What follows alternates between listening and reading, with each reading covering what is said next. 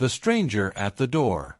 The prairie night stretched wide and lonely, the kind that could make even a strong man feel small beneath the endless quilt of stars.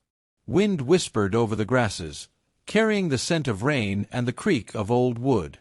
Daniel McGraw, weary rancher and wanderer by necessity, rode slow across the land, his horse plodding with the same tired rhythm as his heart.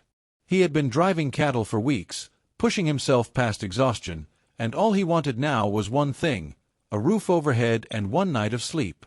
Nothing more. The storm rolling in behind him threatened to make even that simple wish impossible.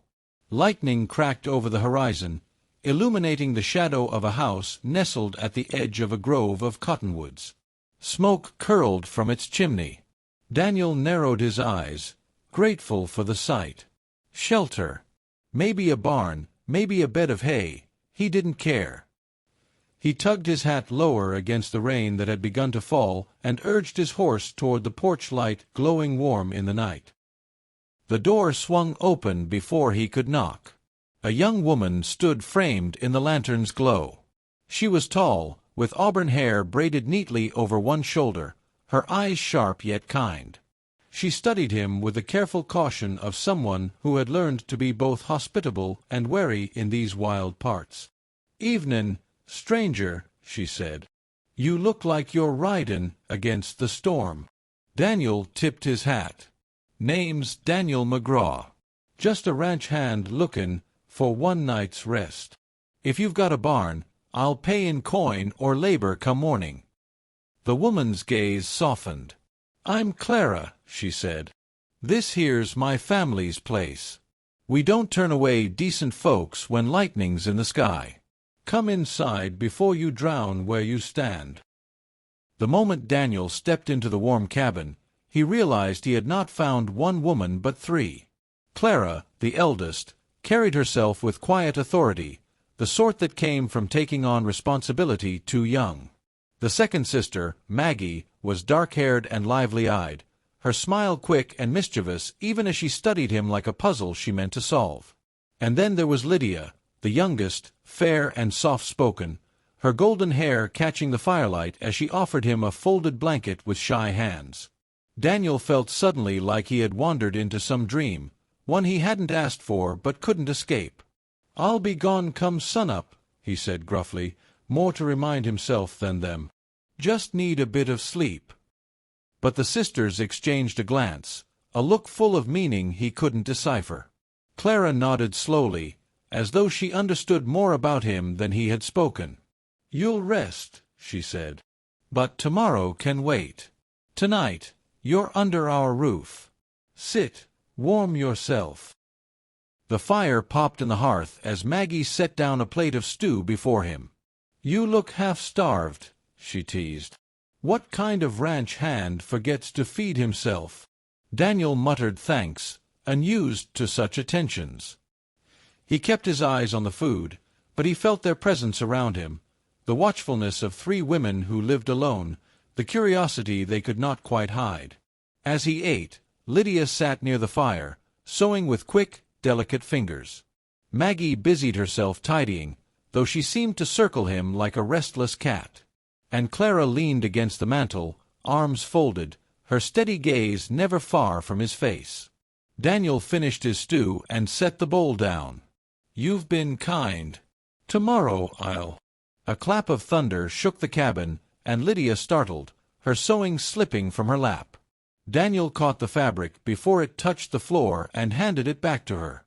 Their fingers brushed, and the girl's cheeks flushed pink. "Thank you," she whispered. Maggie's grin widened. "Careful, Lydia. This stranger might steal your heart before the storm's through." Daniel cleared his throat, uncomfortable.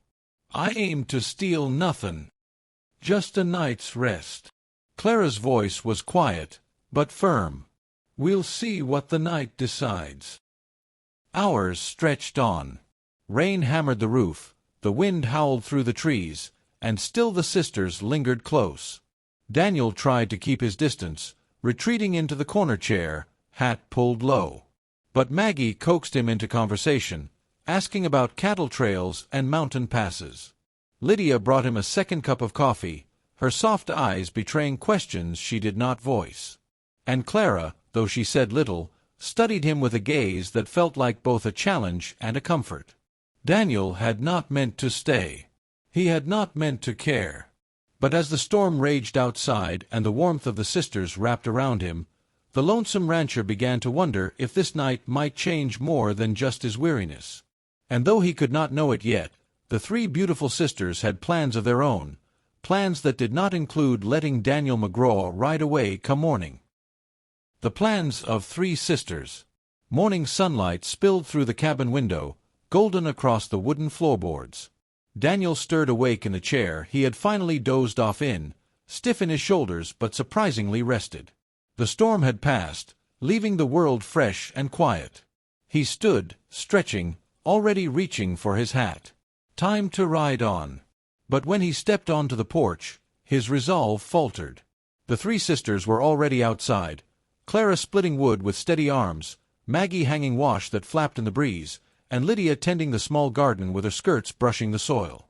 The sight of them, working together, living with a strength born of necessity, caught Daniel off guard. He was used to loneliness, used to silence. This place pulsed with life, with purpose. Still, he said the words he'd promised himself, "I'll be gone in a few minutes. Best not to trouble you more."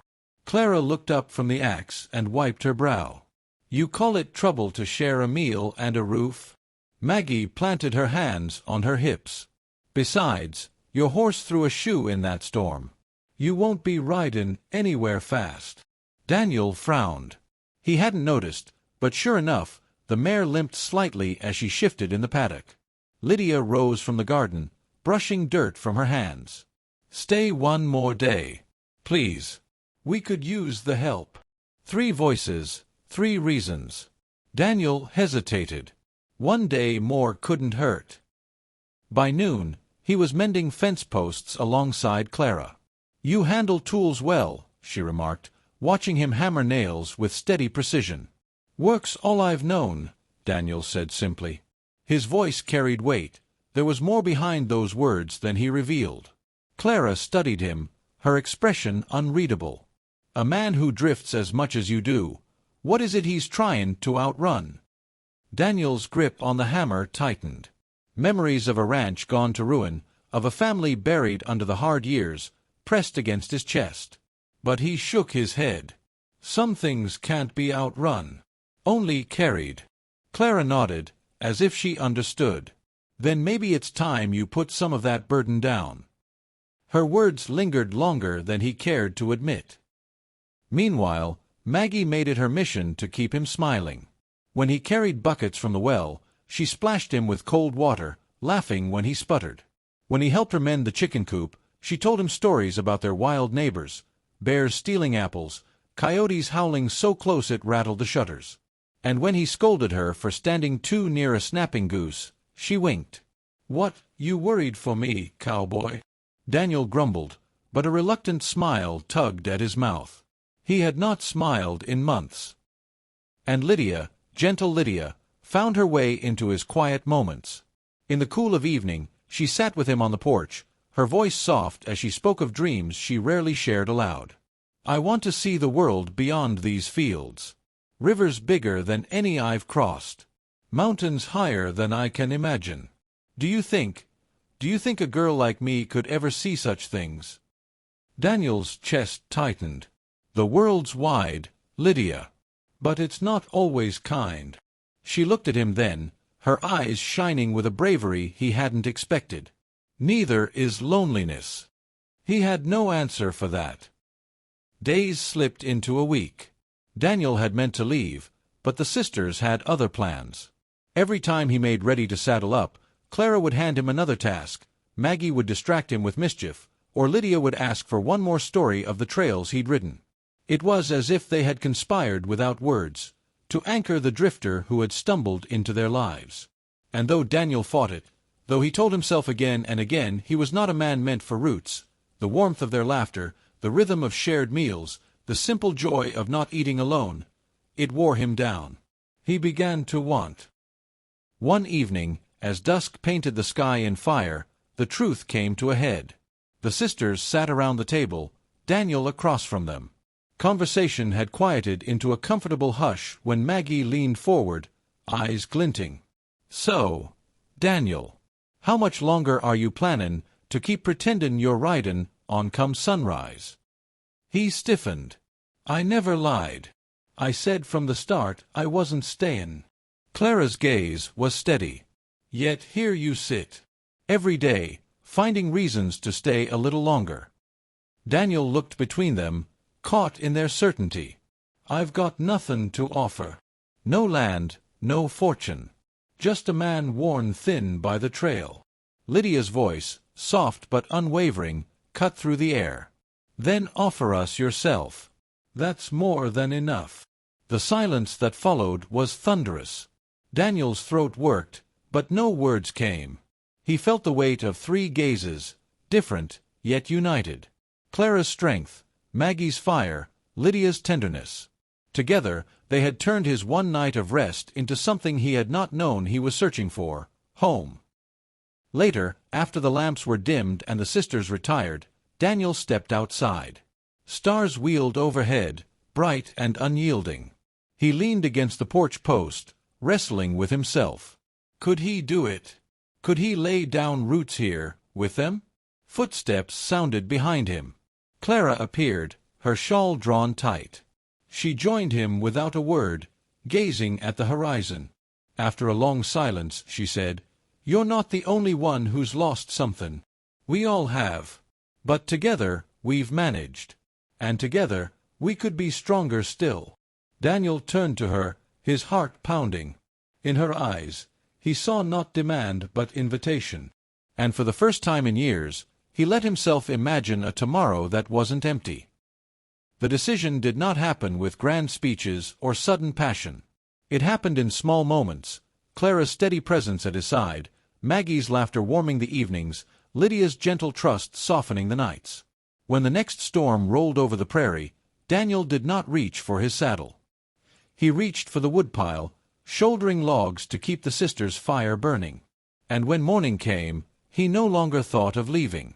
The lonesome rancher had found what he did not know he was seeking. Not just rest for one night, but love, belonging, and a place where three beautiful sisters had rewritten his future.